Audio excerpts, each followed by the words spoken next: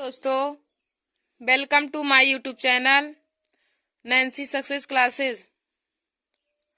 आज हम सभी लोग क्लास 12 के मैथ में महत्वपूर्ण क्वेश्चन को पढ़ेंगे।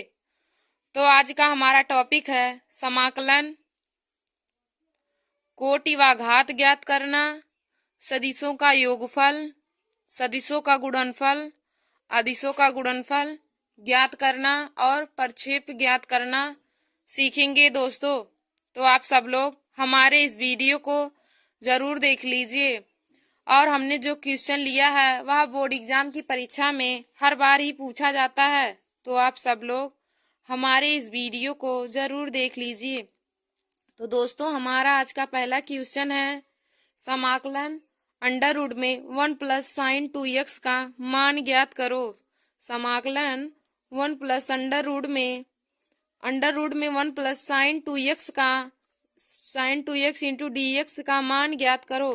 तो दोस्तों, हम लोग इसे हल करेंगे। तो यहाँ पे लिखेंगे हल, तो इसके बाद लिखेंगे समाकलन अंडर रूट में 1 plus sine 2x into dx। देखिए दोस्तों, यहाँ पर एक की जगह पे हम लोग sine square x plus cos square X लिख सकते हैं, क्योंकि sine square x plus cos square X equal to 1 होता है त्रिकोणमिति के फार्मूले से।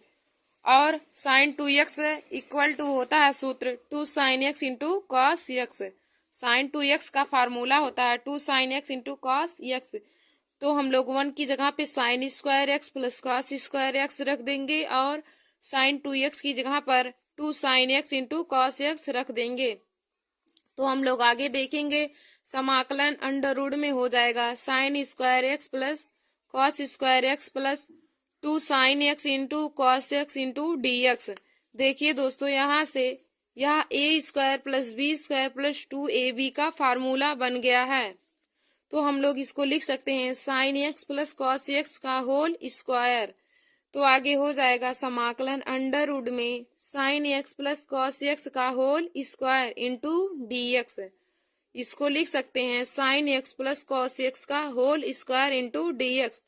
देखिए दोस्तों, अब यह स्क्वायर से यह अंडर रूट कट जाएगा, तो हो जाएगा समाकलन sine x plus cos x into D x.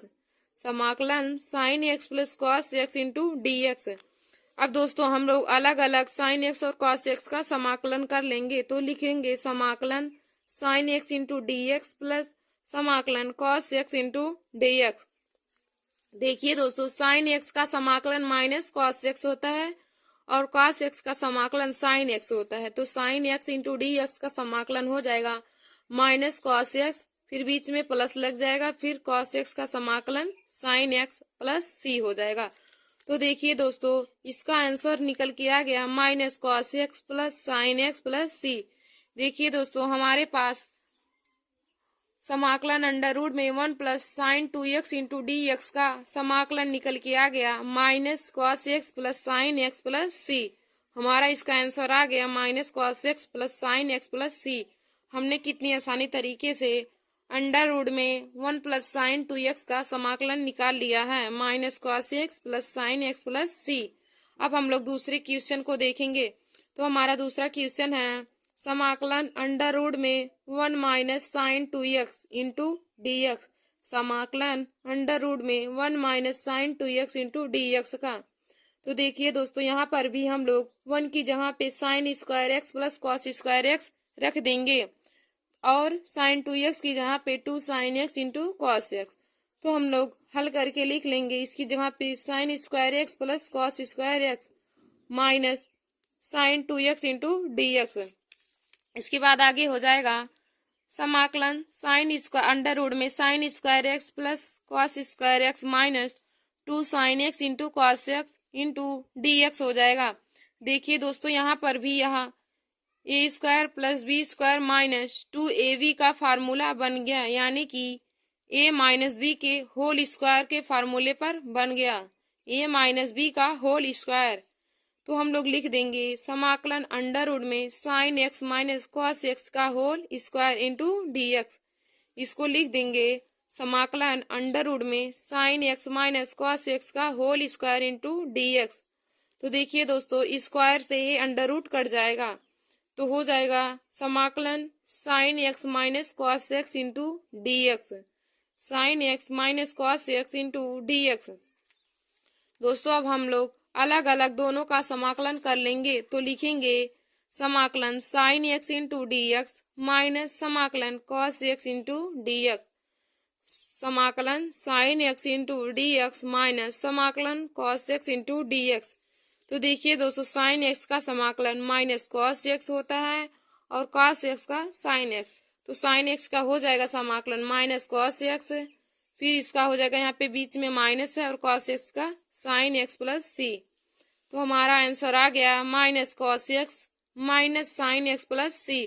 देखिए दोस्तों हमारा क्वेश्चन था अंडर रूट में 1 minus sine 2x into D x का समाकलन, तो हमारा इसका आंसर आ गया minus cos x minus sine x plus c. इसका भी हमने बहुत ही आसानी तरीके से समाकलन निकाल लिया। फिर हमारा अगला क्वेश्चन है समाकलन ज्ञात करो, समाकलन ज्ञात करो। तो हमारा पहला क्वेश्चन है e की पावर 2x माइनस 1 बटे e की पावर 2x प्लस 1 का, e की पावर 2x माइनस 1 बटे e की पावर 2x प्लस 1 का। तो देखिए दोस्तों इसका समाकलन करने से पहले हम सभी लोग अंश व हर में e की पावर माइनस x से गुणा करेंगे। तो यहाँ पे लिख देंगे अंश तथा हर में e की पावर माइनस x से गुणा करने पर, तो दोस्तों हो जाएगा समाकलन e की पावर 2x माइनस 1 इंटू ई की पावर माइनस x अपान e की पावर 2x प्लस 1 इंटू ई की power minus x into D x. अब दोस्तों हम लोग अंदर e की पावर माइनस x से एक बार इसमें फिर एक बार इसमें गुणा कर देंगे। तो देखिए दोस्तों जब e की पावर 2x में e की पावर माइनस x से गुणा होगा तो आधार समान होने पर घाते घट जाएंगी, यानी कि 2x में से x घट जाएगा तो e की पावर x आ जाएगा। तो हमारा हो जाएगा यहाँ पे समाकलन e की पावर x माइनस c की पावर माइनस x बटे e की पावर x प्लस c की power minus x into D x.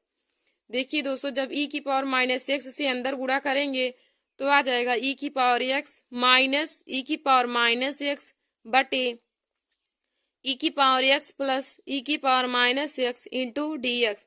अब दोस्तों इसका हम लोग समाकलन करेंगे, यहाँ पे हम लोग नीचे वाले को t के बराबर मान लेंगे, यानी कि e की पावर x प्लस c की पावर माइनस x को हम लोग t मान लेंगे। तो यहाँ पे लिखेंगे माना e की पावर x प्लस c की power minus x equal to t, माना e की पावर x प्लस c की power minus x equal to t। अब हम लोग दोनों पक्षों का अवकलन कर देंगे x के सापेक्ष। तो यहाँ पे लिखेंगे दोनों पक्षों का x के सापेक्ष अवकलन करने पर, दोनों पक्षों का अवकलन करने पर x के सापेक्ष करेंगे दोस्तों। तो आप सब लोग यहाँ पे x के सापेक्ष लिख लीजिएगा। तो दोनों पक्षों का अवकलन करने पर तो हो जाएगा जब हम लोग इसका अवकलन करेंगे e की पावर x का अवकलन और समाकलन e की पावर x ही होता है और x कॉमन हो जाएगा।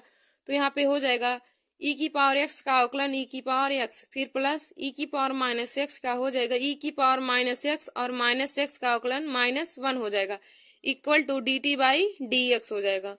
फिर देखिए दोस्तों e की पावर x फिर यहाँ पे इस माइनस का इसमें गुणा होगा तो माइनस हो जाएगा, जब प्लस और माइनस से गुणा होगा तो माइनस और e की power minus x equal to D T by D x.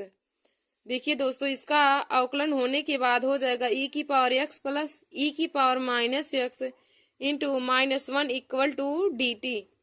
फिर e की पावर x प्लस और माइनस का गुणा होने पे माइनस हो जाएगा e की पावर x माइनस c की power minus x equal to D T by D x. देखिए दोस्तों यहाँ से हम लोग डी टी का मान निकाल लेंगे और डी एक्स को उधर पक्षांतर कर देंगे तो हो जाएगा e की पावर x माइनस e की power minus x into D x equal to D T. e की पावर x माइनस e की power minus x into D x equal to D T. अब हम लोग आगे देखेंगे। तो देखिए दोस्तों यहाँ पे हमें e की पावर x इंटू e की पावर x माइनस e की power x into D x का मान डी टी के बराबर आ गया, यानी कि यहाँ पे हम लोग e की पावर x माइनस e की power minus x into D x की जगह पे डी टी लिख सकते हैं और इसको टी माने हैं तो हो जाएगा डी टी बटे टी। इतने की जगह पे हमारा यहाँ पे देखिए दोस्तों टी आया है और इतने को हमने टी माना है तो हो जाएगा डी टी अपान टी। तो हम लोग आगे लिख देंगे समाकलन डी टी बाई टी। तो देखिए दोस्तों 1/t का समाकलन होता है log t, तो हो जाएगा log t प्लस सी, और t को हमने e की पावर x प्लस e की पावर माइनस x माना है, तो यहाँ पर t का मान रख देंगे तो हो जाएगा log e की पावर x प्लस e की power minus x plus c. देखिए दोस्तों हमारा आंसर निकल के आ गया log e की पावर x प्लस e की power minus x plus c. देखिए दोस्तों हमने कितनी आसानी तरीके से e की पावर 2x माइनस 1 अपान e की पावर 2x प्लस 1 का समाकलन करके निकाल लिया है, तो इसका मान आ गया है log e की पावर x प्लस e की पावर माइनस x प्लस सी। हमें उसका मान आ गया निकल के। दोस्तों ऐसे सवालों में जब ऐसे दिया रहता है e की पावर 2x माइनस 1 अपान e की पावर 2x प्लस 1 करके, तो ऐसे सवालों में पहले अंश और हर में e की पावर माइनस x से गुणा कर लिया जाता है, उसके बाद सॉल्व किया जाता है। तो हमने सबसे पहले इसमें अंश तथा हर में e की पावर माइनस x से गुणा कर लिया था। तो देखिए दोस्तों यहाँ पे गुणा करने के बाद हमारा यहाँ पे आया था e की पावर x माइनस e की पावर माइनस x अपान e की पावर x प्लस e की power minus x into D x, और हमने नीचे वाले को t के बराबर मान लिया था। तो जब इसको t मान लेंगे उसके बाद हम लोग दोनों पक्षों का अवकलन कर देंगे x के सापेक्ष। x के सापेक्ष अवकलन करने के बाद हम लोगों ने यहाँ से इतने का मान निकाल लिया था e की पावर x माइनस e की power minus x into D x, तो उसका मान dt के बराबर आया था, तो यहाँ पे dt लिख देंगे और इतने का मान t हमने माना है, तो dt अपान t हो गया था। देखिए दोस्तों यहाँ पे हमने लिखा है dt अपान t, तो 1/t का समाकलन होता है log t, तो हो जाएगा log t प्लस सी। तो दोस्तों इसके बाद हम लोग t का मान रख देंगे, तो t को हमने e की पावर x प्लस e की पावर माइनस x के बराबर माना था, तो यहाँ पे इसका आंसर निकल के आ गया log e की पावर x प्लस e की power minus x plus c. हमने कितनी आसानी तरीके से e की पावर 2x माइनस 1 अपान e की पावर 2x प्लस 1 का समाकलन कर लिया है। अब दोस्तों हम लोग आगे कोटि व घात को ज्ञात करना सीखेंगे। कोटि व घात को ज्ञात करना जो हर बार ही बोर्ड एग्जाम की परीक्षा में बहुविकल्पी क्वेश्चन में तथा लघुत्तरी व दीर्घोत्तरी क्वेश्चन में पूछे जाते हैं। तो देखिए दोस्तों हमारा पहला क्वेश्चन है कोटि व घात ज्ञात करना। देखिए दोस्तों कोटि और घात कैसे ज्ञात की जाती है तो आप लोगों को हम आज बताएंगे।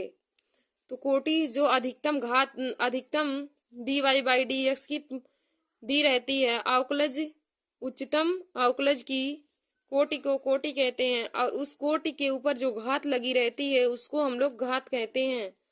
तो देखिए दोस्तों हमारा पहला क्वेश्चन है d2y upon D x square plus 2x into D Y by D x equal to sine X. तो दोस्तों पहला क्वेश्चन है d2y upon D x square plus 2x into D Y by D X upon D x equal to sine X. तो देखिए दोस्तों इसमें सबसे ज्यादा कोटि d2y by d2y upon D x square की है, तो हम लोग कोटि लिख देंगे 2 और इसके ऊपर घात 1 है।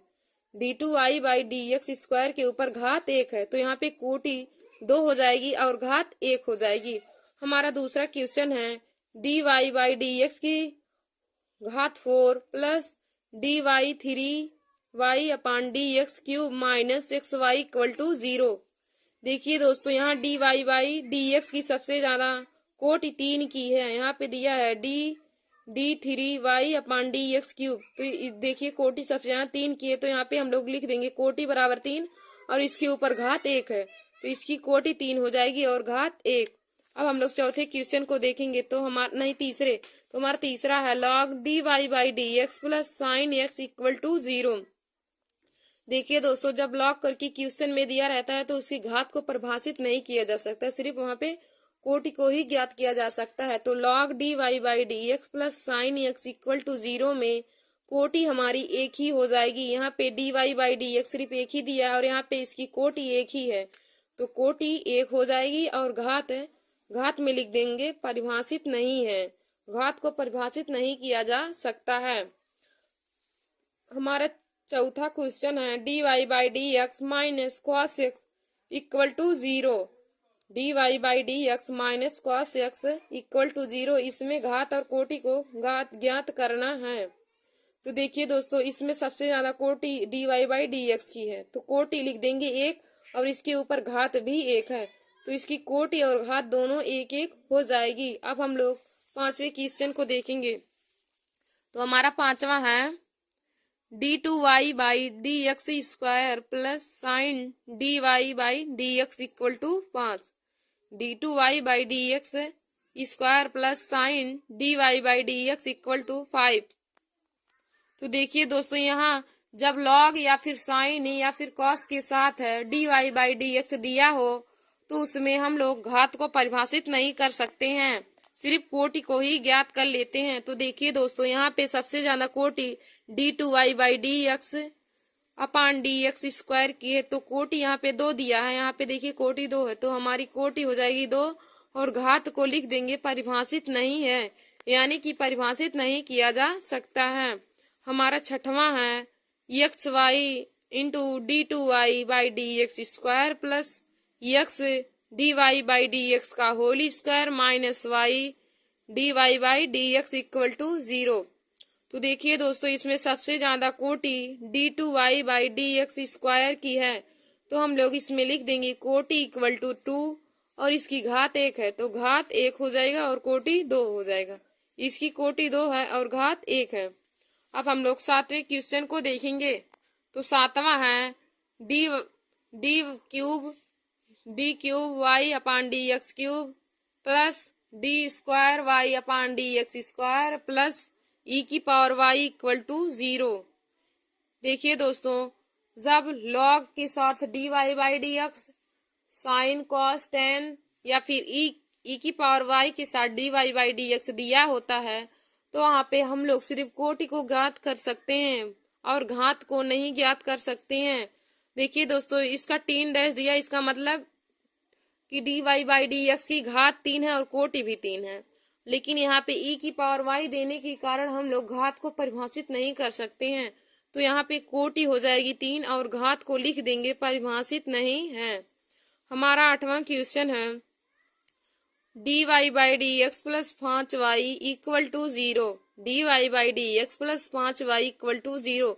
तो देखिए दोस्तों, इसमें कोटि 1 हो जाएगी और घात भी 1 ही हो जाएगी। देखिए दोस्तों, कितनी आसानी तरीके से हमने कोटि और घात को ज्ञात करना जान लिया है।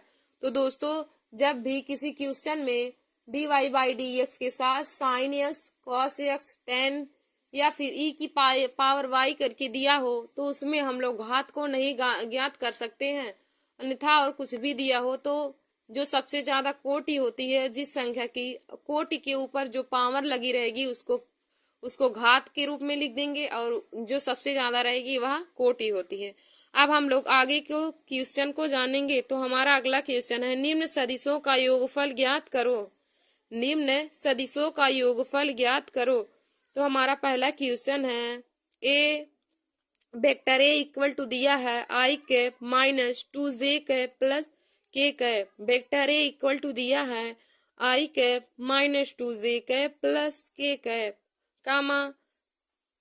कामा वेक्टर बी इक्वल टू दिया है minus 2i cap plus 4j cap plus 5k cap, और comma c vector C equal to दिया है आई cap minus 6k cap minus 7k cap. तो देखिए दोस्तों, हमें इनका योगफल ज्ञात करना है, तो हम लोग लिखेंगे vector A plus vector B plus vector C equal to एक ब्रैकेट में आई cap minus 2j cap plus 3 plus के कैप, फिर plus minus 2i cap plus 4j cap plus 5k cap, फिर प्लस तीसरे ब्रैकेट में आई cap minus 6j cap minus 7k cap. तो देखिए दोस्तों, योगफल में हम लोग आई योगफल या गुणनफल या अंतर हो, तो हम लोग आई कैप को एक साथ जोड़ लेंगे, जे कैप को एक साथ और के कैप को एक साथ जोड़ लेंगे। तो देखिए दोस्तों, यहाँ पे 1 आई कैप है, यहाँ पे 2 आई कैप है, यहाँ पे एक यहाँ पे है, तो दोनों मिलके 2 आई कैप और यहाँ का -2, तो हम लोग लिख लेंगे 2 आई कैप माइनस 2 आई कैप, फिर प्लस यहाँ का -2 जे कैप और यहाँ का -6 के कैप और यहाँ का 4, तो हो जाएगा -2 जे कैप। दोनों को जोड़ेंगे यहाँ पे 8 जे कैप आएगा। तो दोस्तों यहाँ पे जब -2 जे कैप और -6 की कैप को एक साथ जोड़ेंगे तो हो जाएगा -8 J cap plus 4 K cap, फिर प्लस हो जाएगा -7 के कैप प्लस और 5 के और 1 के को जोड़ेंगे प्लस 6 कैप हो जाएगा। इसके बाद देखिए दोस्तों, इसमें से इसमें को घटा देंगे तो यहाँ पे 0 आई कैप हो जाएगा। 0 आई कैप -4 जे कैप माइनस के कैप, तो हमारा आंसर आ गया 0 आई cap -4 j cap -7 K cap. देखिए दोस्तों, हमने सदिशों के योगफल को जोड़ लिया है। Vector A plus vector B plus vector C equal to, जब तीनों को हमने जोड़ा तो हमारा मान निकल के आ गया 0 आई कैप -4 जे कैप माइनस के कैप। अब हम लोग अगले क्वेश्चन को देखेंगे। तो हमारा अगला है वेक्टर ए इक्वल टू दिया है 2 आई कैप प्लस 3 जे कैप -4 के कैप, और vector V equal to 6 I cap -2 J cap plus 4 K cap, और C vector C equal to दिया है 4 आई cap plus 8 J cap plus 7 K cap. तो जब हम लोग इसको जोड़ेंगे तो यहाँ पे लिख देंगे vector A plus vector B plus vector C equal to, एक ब्रैकेट में 2 आई cap plus 3 J cap -4 K cap plus 6 I cap -2 J cap plus 4 K cap, फिर प्लस तीसरे ब्रैकेट में 4 आई cap plus 8 J cap plus 7 K cap. तो देखिए दोस्तों, आई cap वाली संख्या को हम लोग एक साथ लिख लेंगे, जे कैप वाली संख्या को एक साथ और के कैप वाली संख्या को एक साथ लिख लेंगे। तो यहाँ पे हो जाएगा 2 आई cap plus 6 I cap plus 4 I cap एक साथ, फिर प्लस दूसरे ब्रैकेट में 3 जे cap -2 J cap plus 8 J cap, plus तीसरे ब्रैकेट में -4 K cap plus 4 K cap plus 7 K cap. तो देखिए दोस्तों, जब हम लोग आई कैप को एक साथ जोड़ेंगे तो 2 में 6 जोड़ेंगे 8 हो जाएगा, और 8 में 4 जोड़ेंगे तो 12। तो यहाँ पे निकल के आ जाएगा 12 I cap plus 9 J cap plus 7 K cap. हमारा आंसर आ गया 12 I cap plus 9 J cap plus 7 K cap. जब हमने वेक्टर ए plus vector B plus vector C को जोड़ा तो हमारा योगफल निकल के आ गया 12 I cap plus 9 J cap plus 7 K cap. दोस्तों, हमने इन सदिशों के योग को भी बहुत आसानी तरीके से जोड़ लिया। इसमें आई कैप को एक साथ, जे कैप को एक साथ तथा के कैप को एक साथ करके जोड़ा जाता है। फिर हमारा अगला क्वेश्चन है अदिशों का गुणनफल। अदिशों का गुणनफल, आज हम सब लोग अदिशों के गुणनफल को सीखेंगे। तो हमारा पहला क्वेश्चन है, यदि vector A equal to I cap plus 2 J cap plus 3 K cap comma vector V equal to 2 I cap -2 J cap plus के कैप है, तो vector A dot vector we का मान ज्ञात करो। यदि vector A equal to I cap plus 2 J cap plus 3 K cap comma vector V equal to 2 I cap -2 J cap plus के cap है, तो vector A dot vector we का मान ज्ञात करो।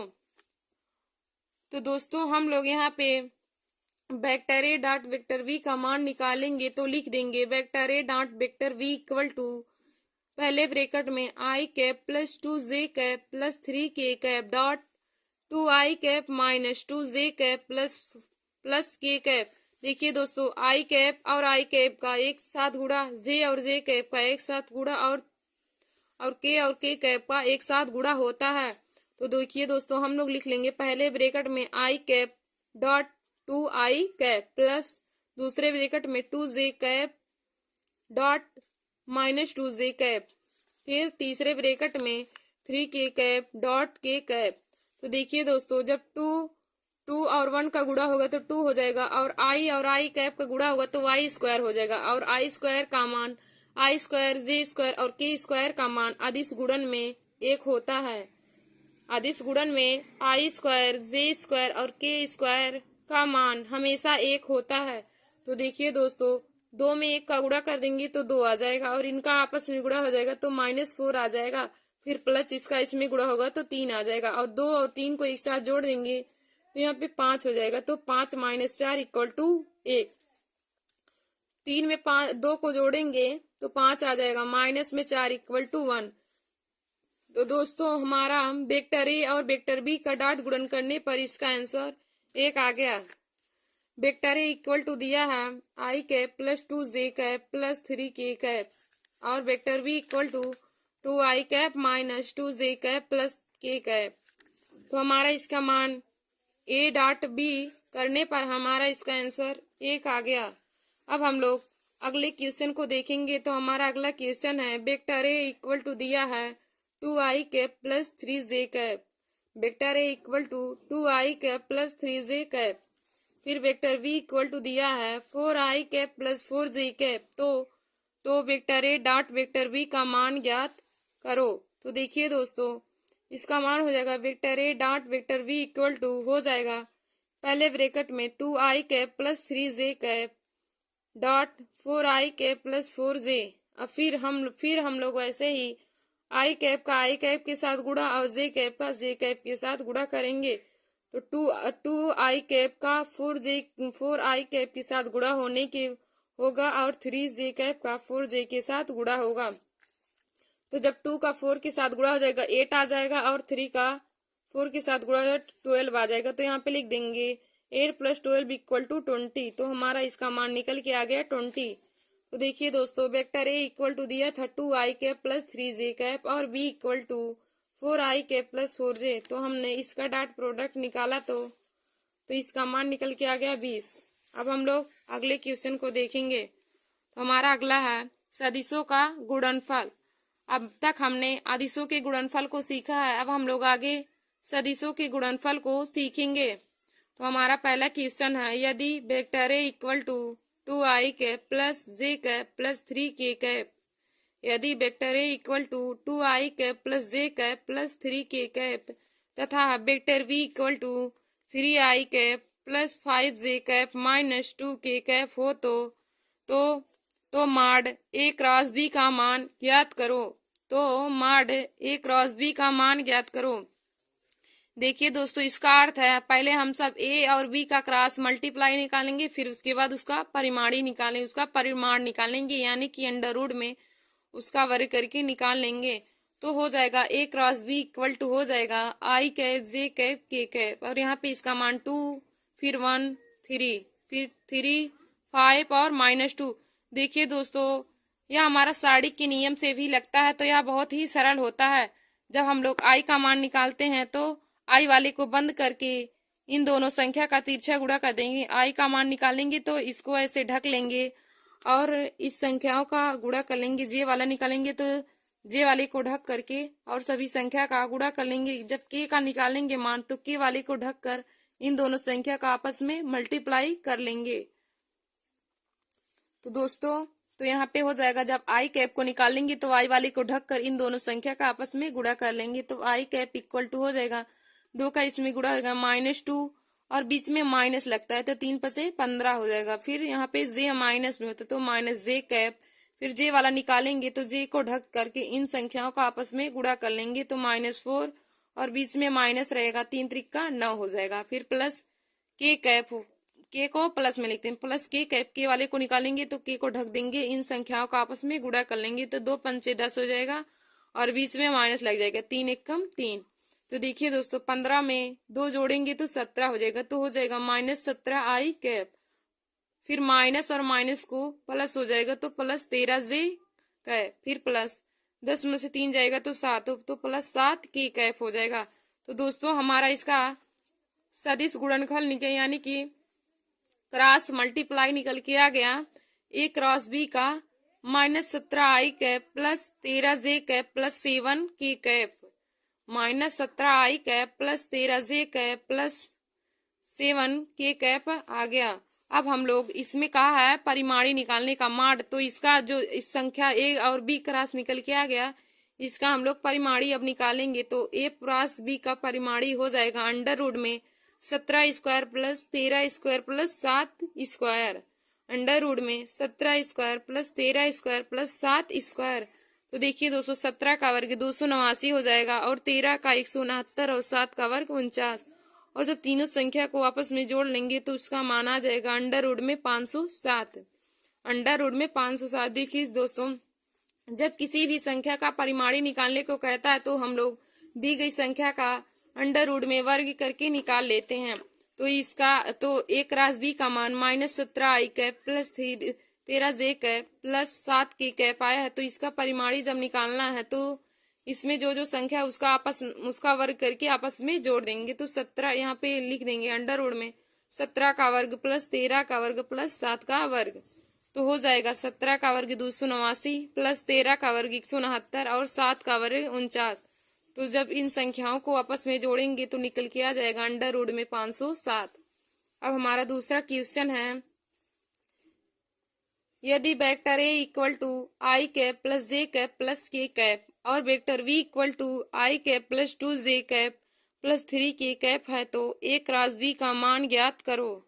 यदि vector A equal to I cap plus J cap plus के cap तथा vector V equal to I cap plus 2j cap plus 3k cap है तो एक राशि बी का मान ज्ञात करो।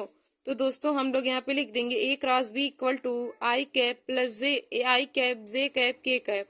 यहाँ पे इन सभी का मान एक एक है और यहाँ पे 1 2 3 हो जाएगा। तो दोस्तों जब आई वाला निकालेंगे तो आई को ढक देंगे, जे वाला आई को ढक करके और सभी संख्याओं का आपस में गुणा कर देंगे। जे वाला निकालेंगे तो जे को ढक कर और सभी संख्या का आपस में गुणा कर देंगे। के वाला निकालेंगे तो के वाले को ऐसे ढक लेंगे और दोनों संख्या का आपस में गुणा कर देंगे और बीच में माइनस रहता है। तो हम लोग इसका मान निकालेंगे तो हो जाएगा आई कैप 3 - 2 - जे कैप 3 - 1 प्लस के कैप 2 - 1। तो 3 में से 2 जाएगा 1 आ जाएगा। तो हो जाएगा आई कैप -2j कैप प्लस के कैप। देखिए दोस्तों हमने कितनी आसानी से इसका भी मान निकाल लिया। तो हमारा आंसर आया है आई कैप -2j कैप प्लस के कैप, आई कैप -2j कैप प्लस के कैप। अब हम लोग आगे देखेंगे और आज के लास्ट टॉपिक को, आज का हमारा लास्ट टॉपिक और अगला टॉपिक है प्रक्षेप ज्ञात करो। प्रक्षेप ज्ञात करो। तो दोस्तों अब हम अगले टॉपिक को में प्रक्षेप को ज्ञात करना सीखेंगे। तो हमारा क्वेश्चन है, यदि vector A equal to I cap plus 2j cap plus 3k cap तथा vector B equal to 2i cap plus 2j plus 3k cap हो तो वेक्टर ए पर वेक्टर बी का प्रक्षेप ज्ञात करो।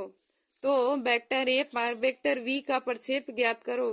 तो दोस्तों हमारे इसका फार्मूला होता है वेक्टर ए पर वेक्टर बी का प्रक्षेप equal to vector A dot vector B upon vector A का परिमाणी यानी कि परिमाणी निकालना है उसका।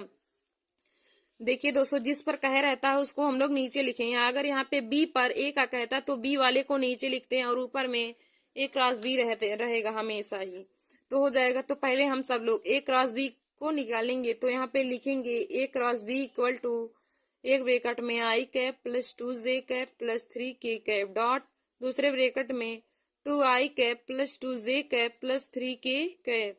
तो देखिए दोस्तों आई कैप का आई कैप के साथ गुणा, जे कैप का जे कैप के साथ गुणा और 3k कैप का और के कैप का के कैप के साथ गुणा। तो 1 आई कैप का 2 आई कैप के साथ गुणा होने पर 2 हो जाएगा और 2 दूनी 4 प्लस 3 त्रिका 9।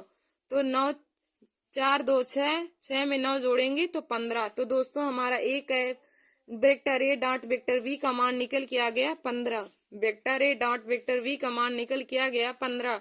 अब हम लोग परिमाणी ए का निकाल लेंगे। तो ए का परिमाणी जो है ए का मान जो दिया है उसके वर्ग को निकाल लेंगे। तो यहाँ पे हो जाएगा अंडर रूट में 1 का स्क्वायर प्लस 2 का स्क्वायर प्लस 3 का स्क्वायर। वेक्टर ए का परिमाणी हो जाएगा अंडर रूट में 1 स्क्वायर प्लस 2 का स्क्वायर प्लस 3 का स्क्वायर। तो हो जाएगा 1 प्लस 4। तो 1 का स्क्वायर 1 हो जाएगा, 2 का स्क्वायर 4 हो जाएगा, 3 का स्क्वायर 9। तो 1 प्लस 4 प्लस 9, 1 में 4 जोड़ेंगे 5, 5 में 9 जोड़ेंगे 14। तो इसका मान निकल के आ गया अंडर रूट में 14। देखिए दोस्तों vector A dot vector we का मान हमें निकल के आ गया 15 और वेक्टर ए का परिमाणी निकल के आ गया अंडर रूट में 14। Vector A dot vector we का मान निकल के आ गया 15 और परिमाणी ए का मान निकल के आ गया अंडर रूट में 14। अब हम लोग मान में इस फार्मूले में मान को रख देंगे। तो ए पर बी का प्रक्षेप का फार्मूला है वेक्टर ए डॉट वेक्टर वी। तो इसकी जगह पे हो जाएगा प्रक्षेप equal to 15 upon under root में 14। देखिए दोस्तों, हमने वेक्टर ए पर वेक्टर वी का प्रक्षेप का मान निकाल दिया। 15/√14 प्रक्षेप निकल के आ गया 15/√14। दोस्तों, आप सब लोग प्रक्षेप वाले सवाल को ऐसी ही फार्मूले पे लगाएंगे, जिस पर कहे रहेगा उसको नीचे नीचे लिखेंगे और ऊपर ए क्रॉस बी होता है।